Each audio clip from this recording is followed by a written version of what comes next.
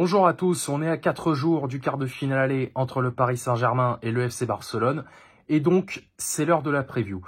Et alors, autant j'ai pu être pessimiste pour rien depuis le début de cette campagne européenne, autant là, j'ai de vraies raisons d'avoir peur. Et elles sont très simples. Et la principale, c'est notre milieu de terrain. Les gars, il faut bien comprendre une chose.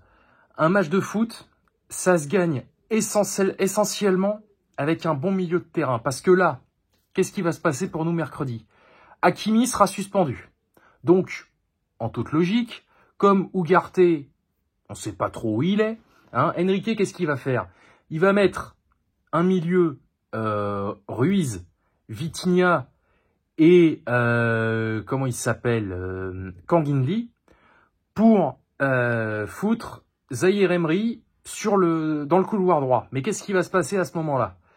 Zahir Emery, il peut être très bon au milieu, mais on l'a déjà vu à plusieurs reprises, et c'est pareil pour Carlos Soler. Quand ils sont à droite, les deux, quand ils sont latéraux droits, ça ne fonctionne pas. Moi, à sa place, je vous le dis franchement, après, je suis pas dans sa tête, je suis pas entraîneur, voilà. À sa place, ce que je ferais, c'est que je mettrais, même s'il a l'air de l'avoir un peu dans le pif, je mettrais Mukiele à droite, Ugarte devant la défense et Zahir Emery à côté de Vitinha. Parce que à ce moment-là, je l'ai déjà dit, Mukiele, si c'est pour ne pas le faire jouer, il aurait fallu le vendre cet hiver. Alors, je sais que ça a quasiment autant de chances de se produire que de voir Mbappé prolonger au Paris Saint-Germain cet été. Mais on sait jamais. Peut-être que Enrique, mercredi matin, il va se lever, il va se dire, tiens, vas-y, on tente un truc, je mets Mukiele à droite, Zahir Emery au milieu, et même, parce que depuis tout à l'heure, je parle du côté droit de la défense, à gauche, là, Nuno Mendes, je l'adore, mais il revient de blessure, et même si Lamine Yamal commence tout doucement à me chauffer, parce que l'impression qu'il parle un peu trop, lui. Il veut être le héros de la rencontre. Alors, s'il assume, ma foi, tant mieux. Mais le problème, c'est que s'il fait un match de merde, faudra pas qu'on vienne nous casser les couilles. Ah, ouais, il a que 16 ans, il a ci, il a là. Non, il cause, il assume. Bref, de l'autre côté, voilà. Mendes, je l'aime beaucoup. Mais alors, lui, qui revient de blessure, face à Lamine Yamal, j'ai l'impression que nos couloirs ils vont morfler mercredi. Je sais pas pourquoi, et sans parler de l'attaque, parce que si j'ai bien compris comment ça va se dérouler, on aura un trio offensif composé de Dembélé, Mbappé et Ramos. Alors Mbappé du coup à gauche et Ramos en pointe, parce que ça m'étonnerait que Barcola démarre titulaire. Là, j'invoque vraiment tous les dieux du football qui existent pour que Dembélé, d'ici mercredi, s'achète une finition. Parce que c'est très bien, les dribbles, les crochets, etc. Et ce que disait Julien Stéphan cette semaine après la victoire du PSG face à Rennes en Coupe de France, c'est très juste.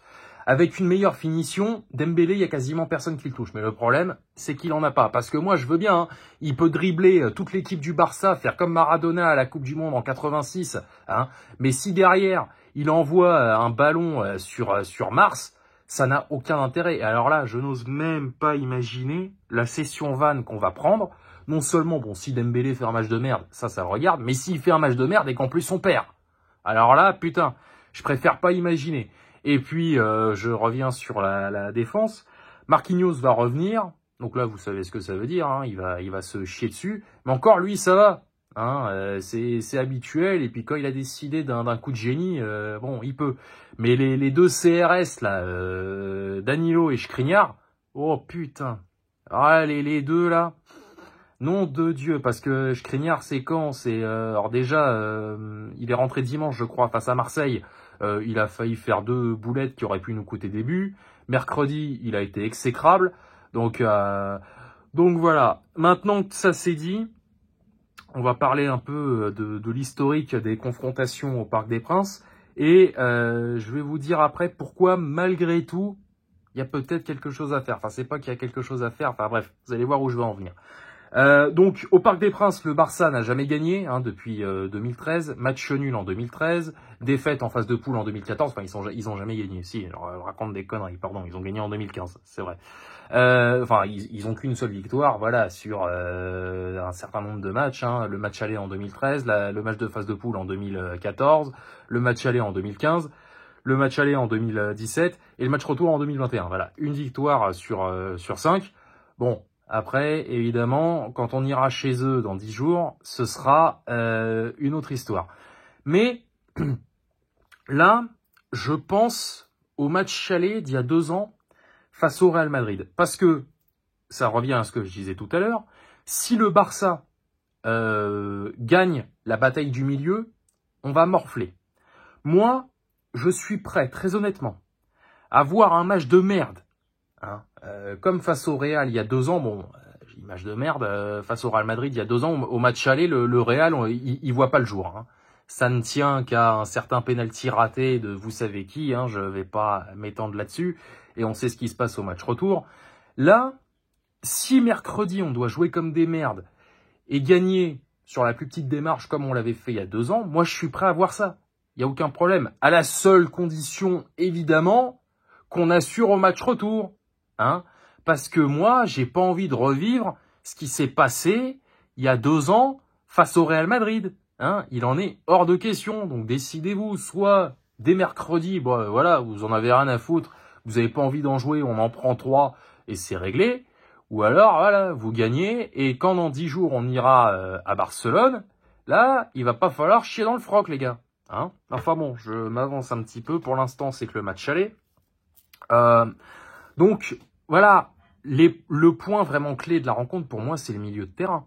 Parce que si Xavi nous sort un milieu De Jong, Gundogan et Pedri qui a repris l'entraînement à la fin du mois, là, s'il nous sort ces 3-là, même avec Zaïre Emery titulaire au milieu, on va pas faire grand-chose. Voilà. Et puis, si Zaïre Emery est titulaire dans le couloir droit, bon, ma foi, Rafinha, certes, c'est pas l'attaquant du siècle, mais voilà, j'ai l'impression que s'il est latéral, Zaïre Emery, mercredi, il va vivre une soirée difficile. Bon, attention, pareil, le Barça a aussi des points faibles. C'est pas non plus le Barça Prime de 2009 sous Guardiola. Je l'ai dit, Rafinha, c'est pas Thierry Henry. Jules Koundé, pareil, c'est pas le défenseur du siècle, c'est pas Paolo Maldini Prime. Mais voilà, 2 points faibles comparés à tous ceux qu'il y a au Paris Saint-Germain. Voilà, ça risque d'être compliqué. Enfin bref, tout ça pour dire que ouais, ça va être très dur. Mais bon, ce ne sera qu'une première manche. Si ça se trouve, on va perdre et sortir le match de notre vie dans 10 jours, ou l'inverse. Parce que moi, on me dit, ouais, pour être tranquille au match retour, il faut les gifler, il faut ci, il faut là. Mais les gars, c'est déjà arrivé, ça. C'est déjà arrivé. Je vous rappelle qu'il y a 7 ans, le Barça, on les battait 4-0, et on a vu ce qui s'est passé derrière. Donc voilà, moi je préfère gagner éventuellement sur un petit score et faire un gros match la semaine d'après, la semaine prochaine, enfin dans 10 jours, que les battre 4-1 ou 3-0 ou je sais pas quoi, et être en apnée pendant tout le match retour le 16 avril, quoi. Parce qu'en 2021, c'est ce qui s'est passé. En 2021, on l'oublie souvent, mais parce que ouais, le triplé d'Mbappé au match retour, etc., enfin au match aller, pardon, mais le match retour, c'était chaud, parce que il s'en est fallu d'un grand Navas qui a arrêté le penalty de Messi et d'un Dembélé en manque de calcium, sinon on passe pas. Je peux vous assurer qu'on se fait éliminer ce soir-là. Enfin bon, ça c'est du passé. Donc voilà, écoutez, moi j'ai dit tout ce que j'avais à dire, donc je vais envoyer la preview là aujourd'hui.